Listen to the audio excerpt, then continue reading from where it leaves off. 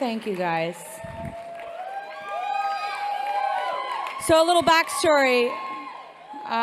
Shannon Woodward, one of my best friends, a lot of my best friends are here tonight because I love them and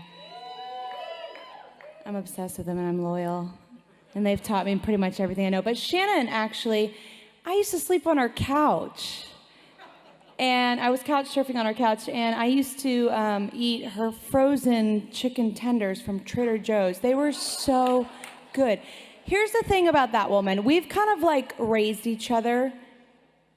I'll get into it in a second, but basically, one time I said, oh, I'm not a feminist because, I don't grow hair underneath my arms and stuff like that because I really didn't understand what that meant.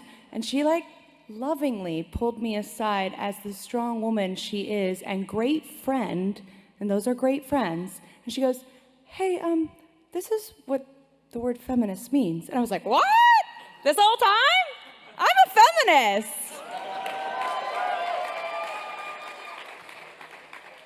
So I love her so very much, and I love all my friends that teach me everything that I've learned today. So thank you so much for this incredible, humbling award. I gotta say, there's no other community that has done more to shape who I am today, and there is no other community that I believe in more than you.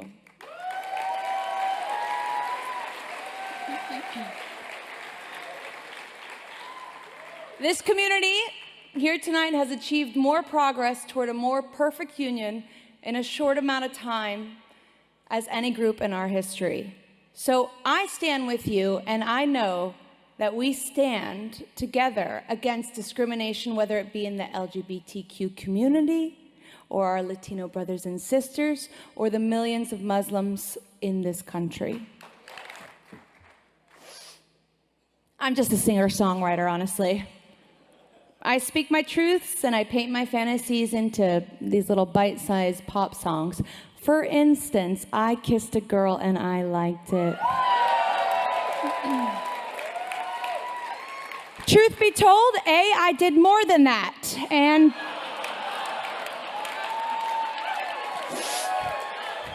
hold up.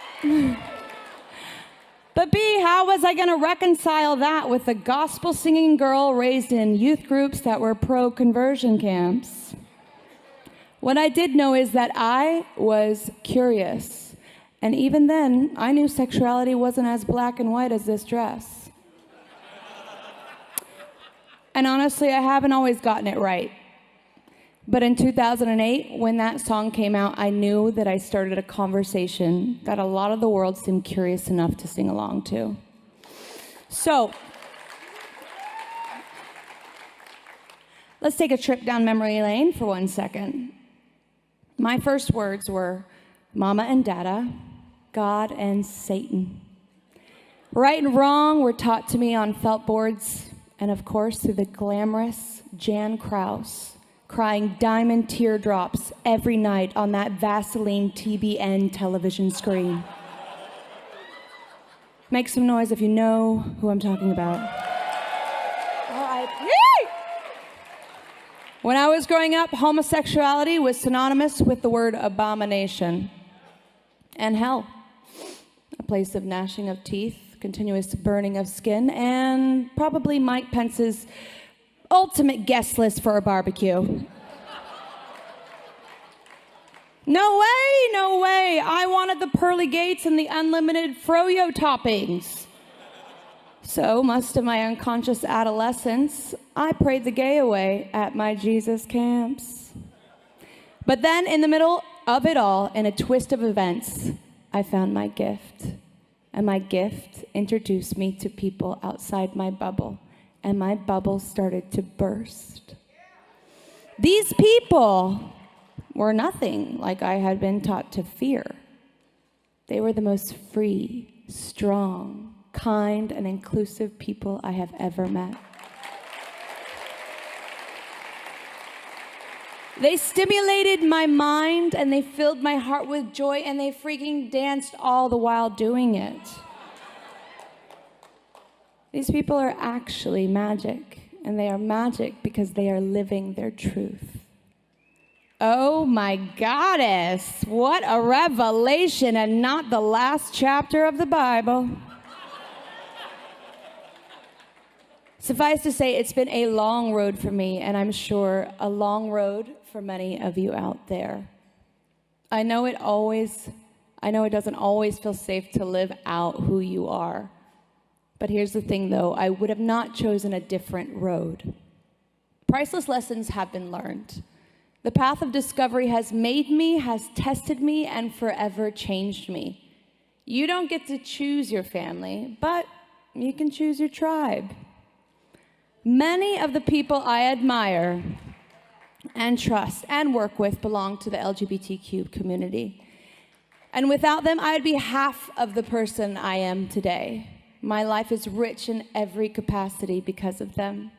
They are trusted allies that provide a safe space to fall, to not know it all, and to make mistakes.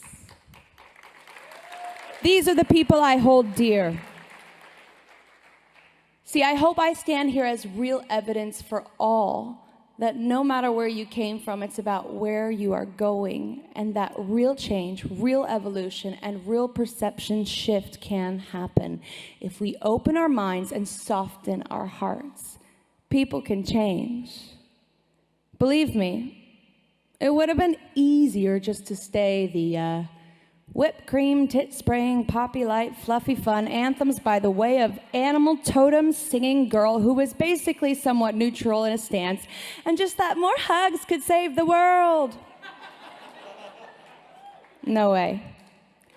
No longer can I sit in silence. I have to stand for what I know is true, and that is equality and justice for all, period.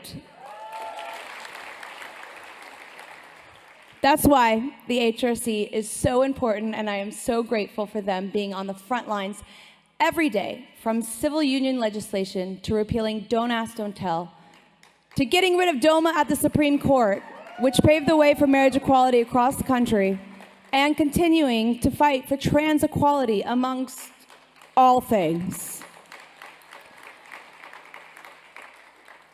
I don't have to tell you that we have a lot more to do. We have to create a safe space for us to ask questions of ourselves and others and to keep the conversation going.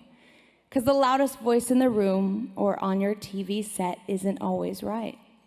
But that little voice inside of you pushing you to discover who you are is a trusted friend. None of us have the answers, or all of them at least. But it's time to lead with empathy and grace and compassion now more than ever, to find the unity we need now.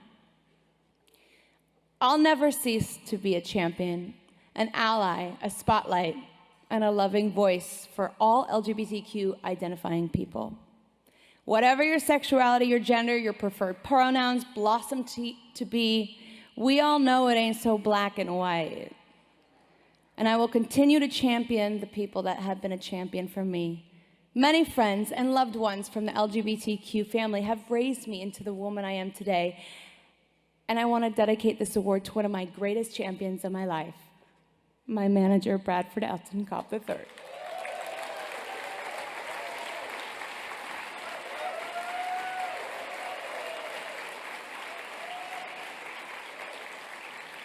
I think it's almost been like 15 years, because he believed in me before it all, secretly paying my rent for years and bringing me leftovers from Hamburger Scaries. He really did. I know we really connected on a soul level, though, because we came from the same upbringing where it was difficult to be our authentic selves. We had similar struggles breaking out of our suppressive shells, but we kept inspiring each other, challenging each other, and retiring our past frame of mind. We broke the cycle, and now we're living our best, most authentic lives.